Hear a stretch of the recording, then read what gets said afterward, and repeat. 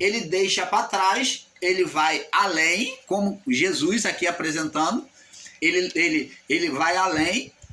Jesus levou Pedro, os discípulos, né? Pedro, Tiago e João, né? Aliás, ele levou os discípulos, todos os discípulos, e deixou além, ele foi mais além, deixou para trás. E Abraão faz a mesma coisa em relação aos seus servos.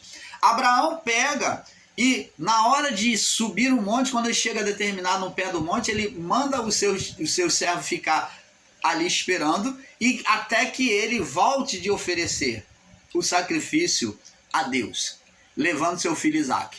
Então a mesma atitude nós vemos aqui Cristo fazendo. E assentai-vos aqui enquanto eu vou além orar. Verso 37. Levando consigo a Pedro e os 2 filhos de Beelzebu. Então ele levou o quê? Pedro, Tiago e João. Esses discípulos dito aqui é só os 3 mesmo. Pedro, Tiago e João. Só que eles não foram até onde Jesus foi além, mandou eles ficar atrás, e Jesus foi mais adiante, no Getsemane, mais acima no monte. Começou-se, e levando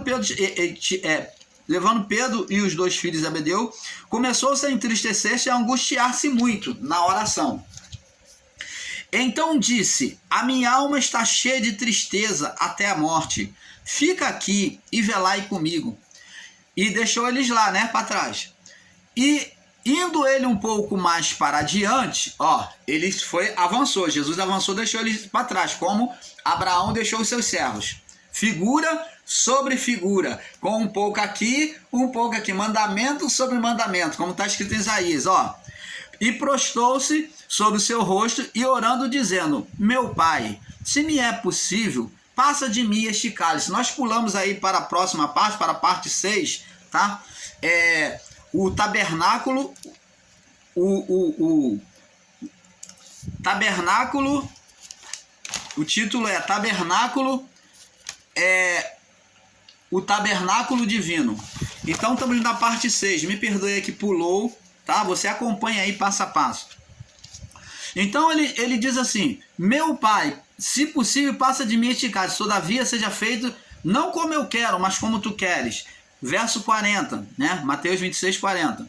E voltando-se para os seus discípulos, achou-os adormecido, e disse a Pedro: então nem uma hora pudeste velar comigo? Vigiai e orai, para que não entreis em tentação. Na verdade, o espírito está pronto. Então Jesus estava falando para eles que eles tinham que lutar contra a carne dele.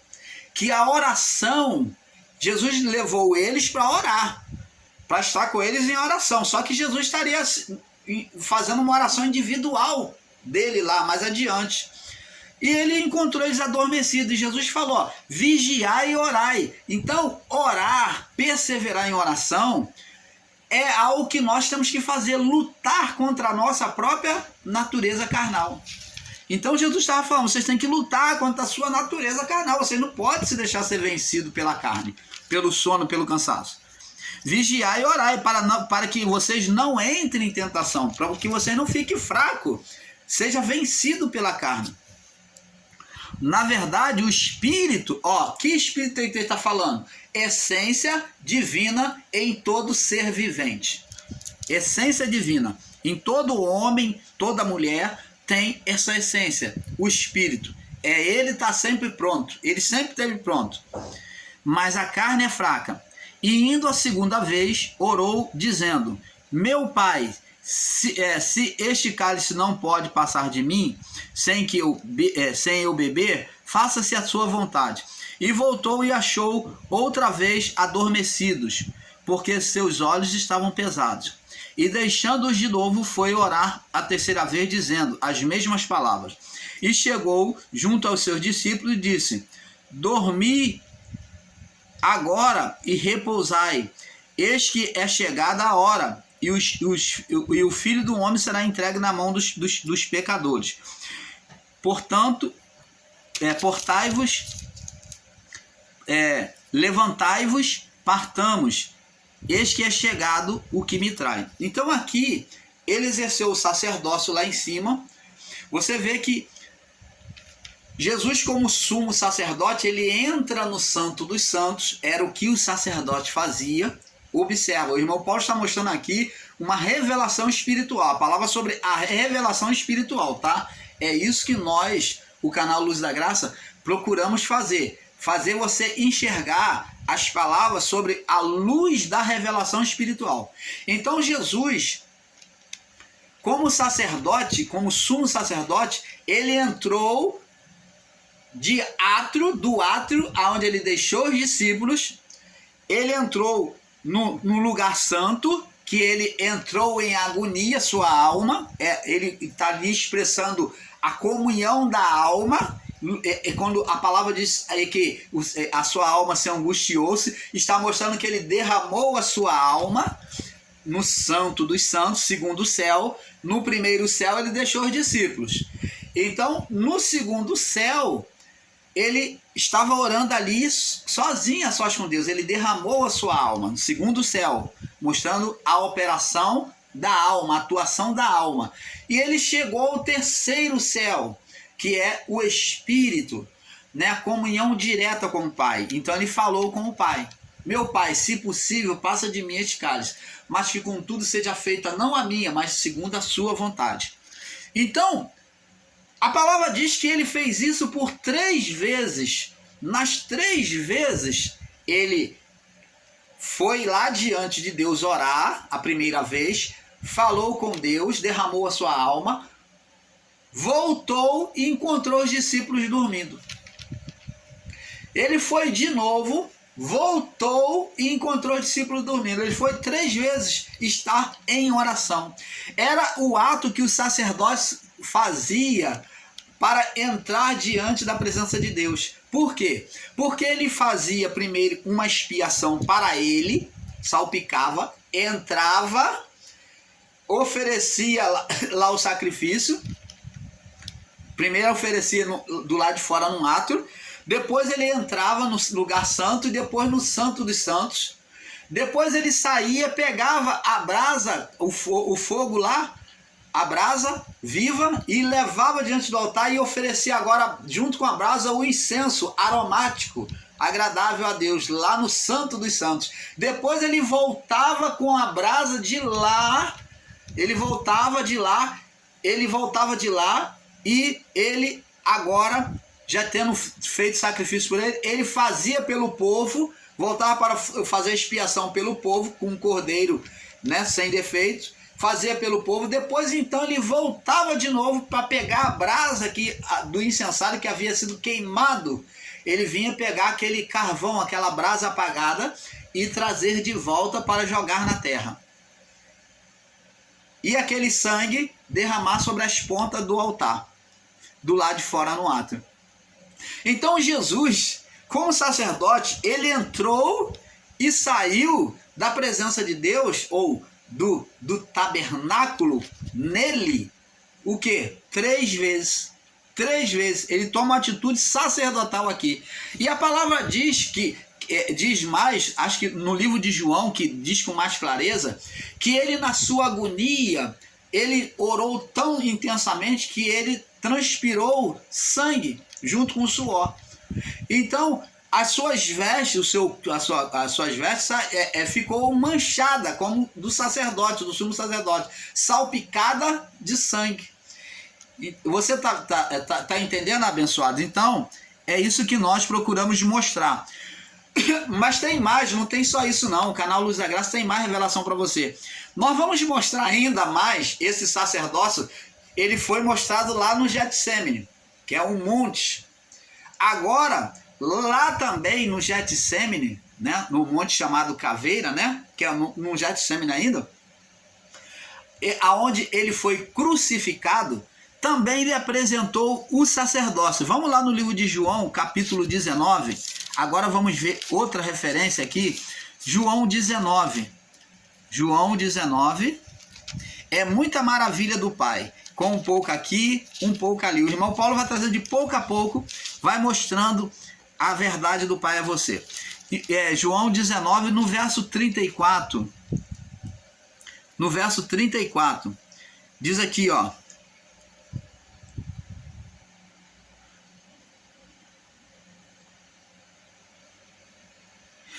Vamos ler do verso 31 para termos um perfeito entendimento. João 19, 31. Os judeus, pois que para que para que no sábado não ficasse corpos na cruz, né? Os soldados romanos, para que não ficassem corpos na cruz, visto como era a preparação, né? Que ia entrar a Páscoa. Então, para que não ficasse, o sábado ia chegar, então eles não podiam fazer nada. Então, para que não ficasse corpos na cruz, que ia entrar a Páscoa também, como era a preparação, né? A preparação que está relacionada à Páscoa, era, pois, grande o dia de sábado, né? Era, pois, grande o dia de sábado, então no outro dia seria sábado, eles não poderiam fazer nada. Rogaram a Pilatos que lhe quebrassem as pernas e fossem tirados da cruz. Então os judeus pediram a Pilatos e os soldados cumpriram a ordem de Pilatos. Foram, pois, os soldados romanos e na verdade quebraram as pernas ao primeiro que estava na cruz com Jesus, e ao outro como ele fora e ao outro que com ele fora crucificado. Então quebrou as pernas do que estava à direita e do que estava à esquerda. Isso aqui já foi perto da morte, tá? Mas vindo a Jesus, vendo já morto, não lhe quebraram as pernas, para que se cumprisse a profecia, que nenhum dos seus ossos seria quebrado, né? Contudo, um dos soldados, verso 34, lhe furou o lado com uma lança. Observa bem agora esse detalhe. Contudo, um dos soldados lhe furou o lado com uma lança, só para confirmar que ele estava morto. Então foi lá para ele ter certeza de que ele morreu, para eles não ter que voltar ali. Furou o lado com uma lança. E saiu água e sangue. Opa! Que maravilha de revelação. Que maravilha de verdade. Mas existe irmãos aí, ensinadores em graça, que ao invés de evoluir na sua fé, eles estão ficando céticos, estão duvidando da palavra de Deus. E é palavra sobre palavra, verdade sobre verdade, mandamento sobre mandamento, com um pouco aqui, um pouco ali. Mostra aqui, agora, água e sangue, apontando para o tabernáculo. Água, bacia de bronze, e sangue, lavando, o sacerdote lavando as suas mãos, salpicada de sangue por ele e pelo povo. Ele se lava diante lá do átrio. Ele agora está mostrando as mãos, o corpo, agora vertendo água e sangue. O mesmo que aconteceu lá no Getsêmani na oração, que ele verteu água, suor e sangue. Então, ato sacerdotal que acontecia no tabernáculo. Então, vendo aqui, logo saiu água e sangue. E aquele que o viu testificou, e o seu testemunho é verdadeiro. Não vem aqui esses irmãos em graça cético aí, ateísta, querer dizer que é mentira, que a própria palavra aqui abaixo está mostrando que é verdadeira. Aquele que viu, e aquele que viu testificou, e o seu testemunho é verdadeiro. E sobre ele a verdade o diz, para que vós o creiais. Isso aqui está sendo dito para esses irmãos aí, céticos, ateísta, que não acredita, que estão aí tirando palavras da Bíblia, botando a Bíblia como gibi, dizendo que isso presta, isso não presta, fazendo aqui, bem me quer, mal me quer, e já estão excluindo as verdades bíblicas, porque estão dizendo que nem tudo é verdade, já está tirando. Mas aqui está dizendo que o testemunho é verdadeiro, está falando para esse incrédulo. E sabe que é verdade o que diz, para que também vós o creiais. Abençoado. Você está vendo aí, abençoados? Existem muitos irmãos aí nos ensinos em graça, muitos. E principalmente esses de canais grandes. Tome cuidado. Eu estou falando não contra o irmão, mas contra o ensino. Que estão sendo literais e estão ensinando com falta de verdade. Então, é isso que você tem que ter atenção. Então, vemos aqui Vimos aqui que o sacerdócio foi exercido. Então,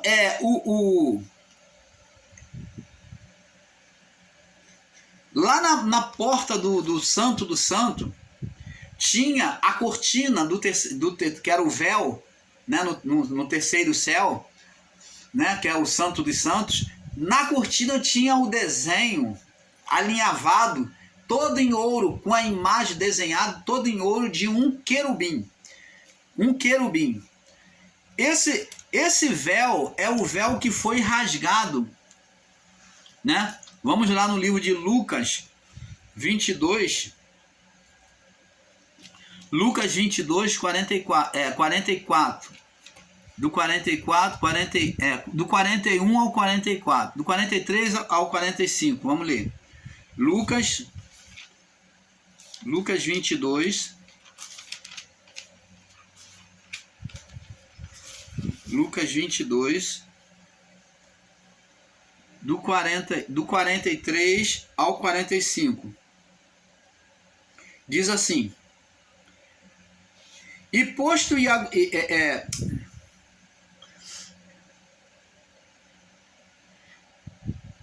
vamos ler do verso 39 ao 45, para ter um perfeito entendimento.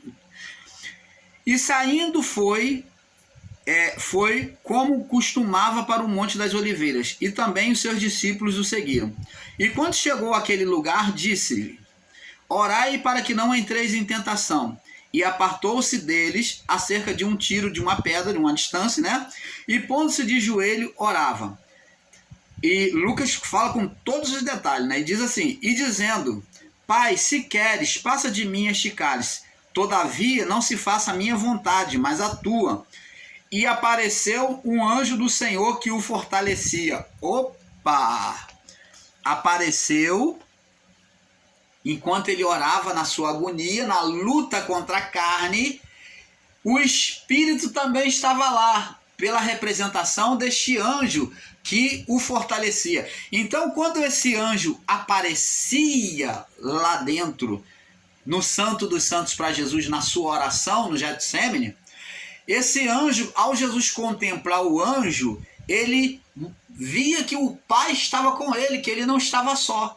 Esse fortalecer, só a presença do anjo já demonstrava a presença do Pai para ele. Então, quando ele via o anjo, ele se sentia fortalecido. Então, aqui nós vemos nitidamente a luta da carne contra o espírito, sobre também a sombra de Jacó lutando com o anjo, lutando com a sua natureza carnal. Então o anjo está ali pelejando contra a natureza carnal de Jacó.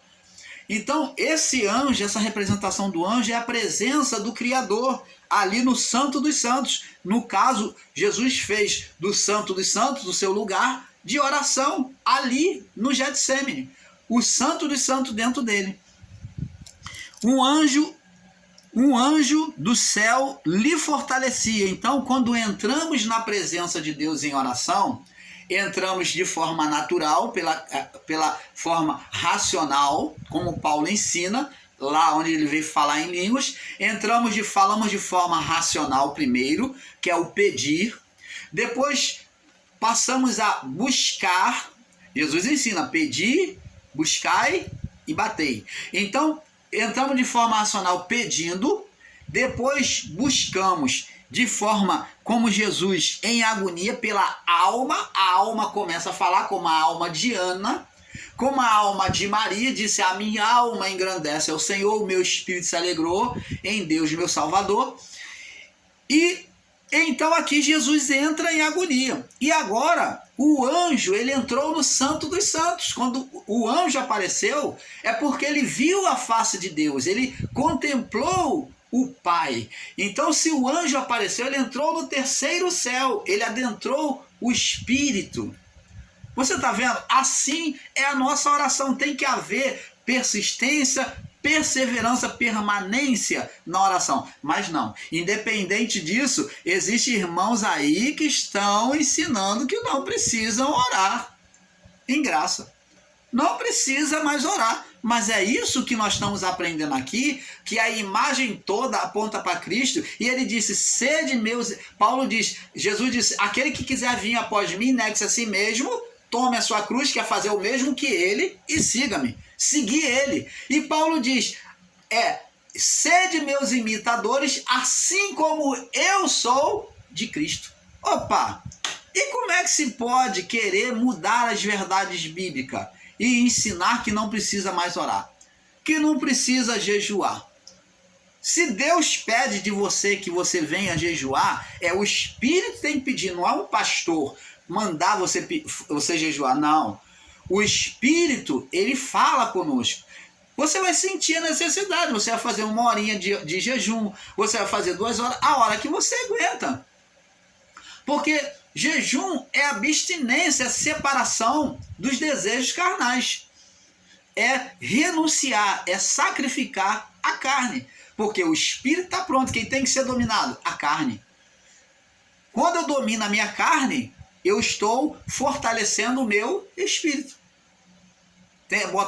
Quando você jejua, você coloca a carne, você botar a carne em sujeição ao espírito, a alma, e consequentemente a alma voltada para a vontade de Deus. Então você está em jejum, você está botando a carne em submissão ao espírito, pela alma.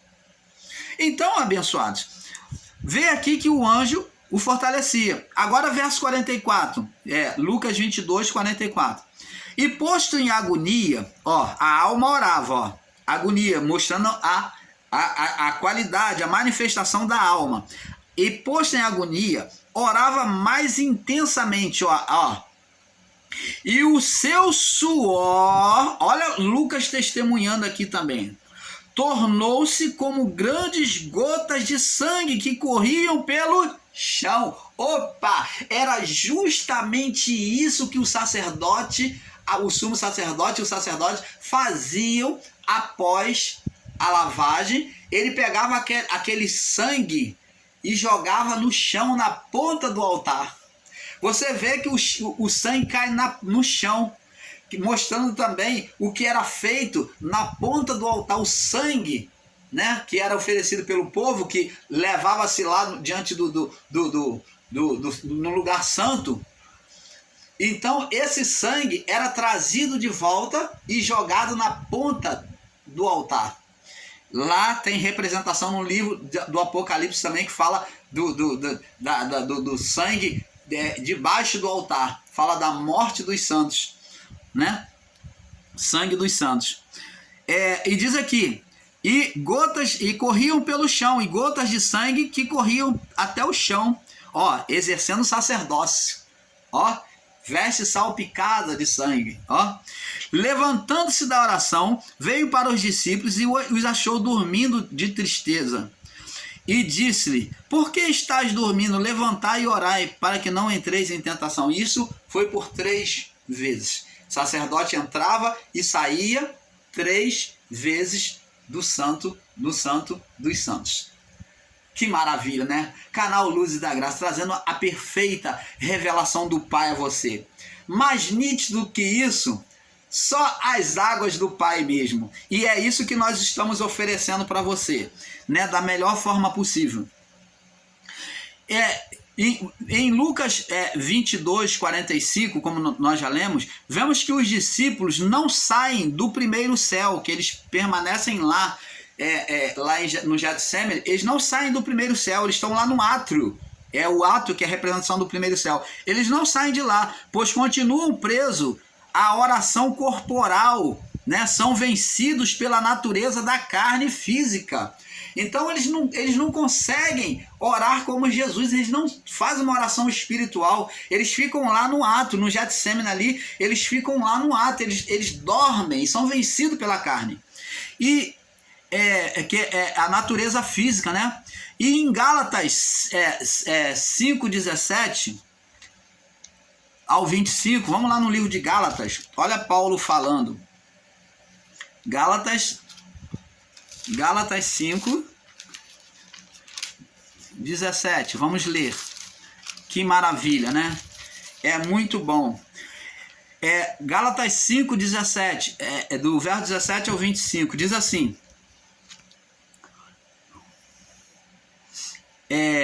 vamos ler do verso 16 para ter um perfeito entendimento.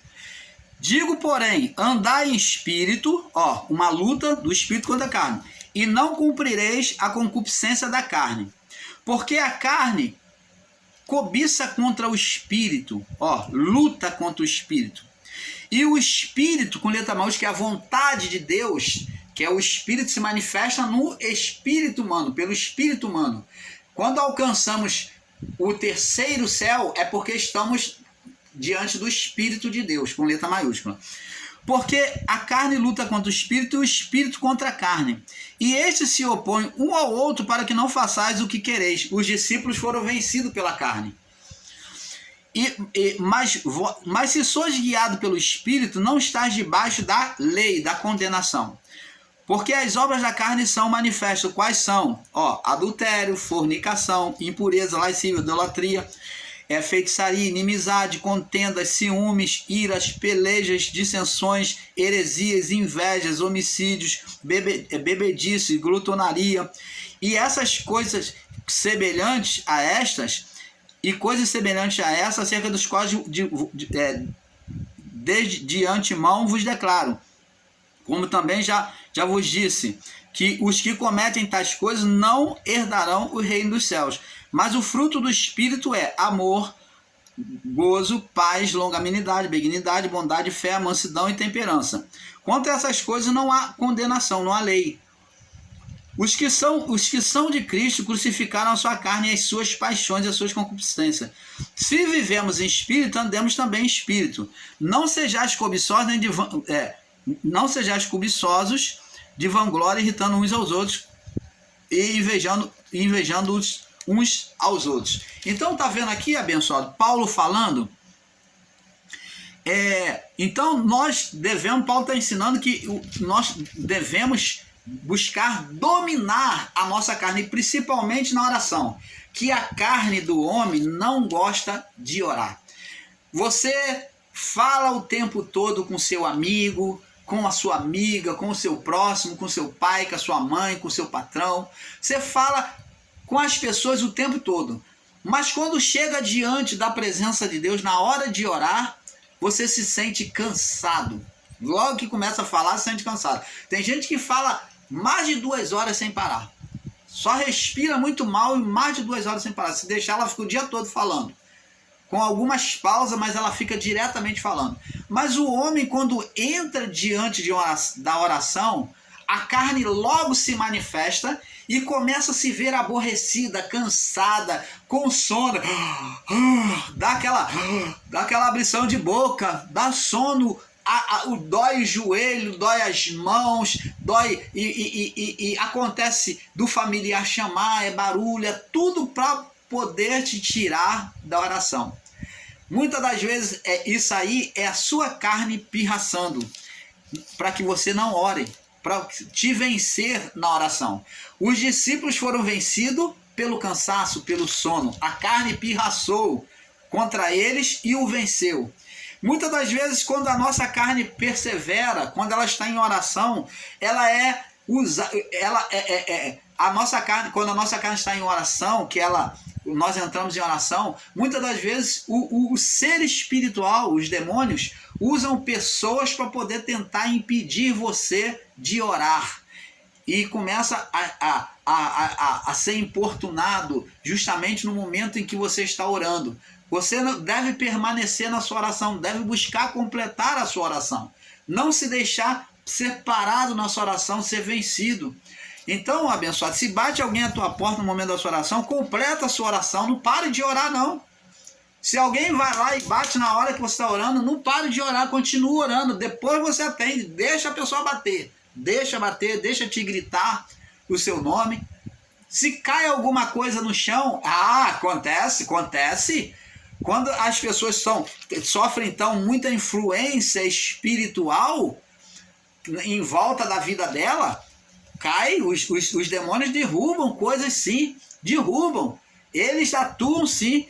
Isso significa que essa pessoa tem muitas influências de forças demoníacas lutando contra ela.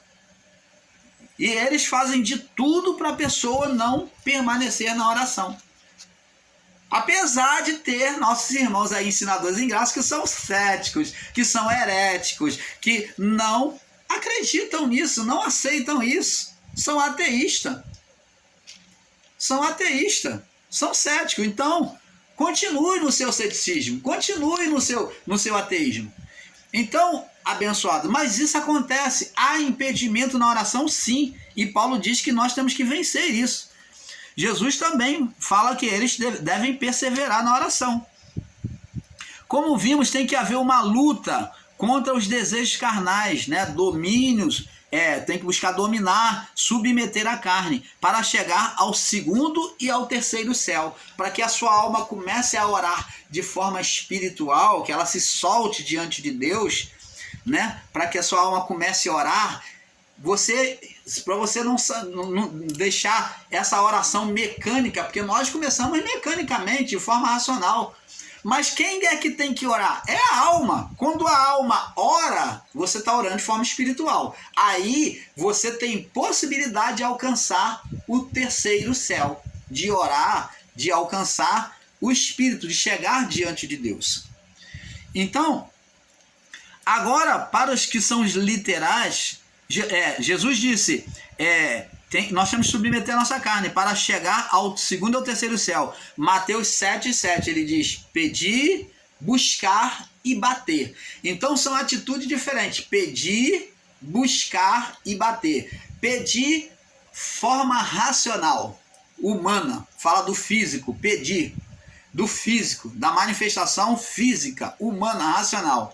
E buscar, alma, espiritual do homem, a alma se envolver. Então agora, quando o homem começa a orar de forma espiritual pela alma, então agora ele tem a possibilidade de tocar, de chamar a atenção de Deus. Por isso que Deus falou lá no livro de Jeremias, volta a falar, buscar-me-eis e me achareis.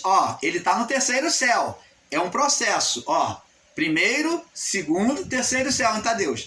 Buscar-me-eis, no primeiro céu, no átrio, e me achareis, segundo céu, quando me buscar de todo o vosso coração, a sua alma começar a orar, você vai achar Deus. Agora, para os que são literais, não podem compreender o que Paulo disse, pois parece se contradizer com Efésios 6,12, né? Parece se contradizer com Efésios 6,12, que Paulo diz, né? Vamos ler lá, o que Efésios 6,12, Paulo diz aqui, Efésios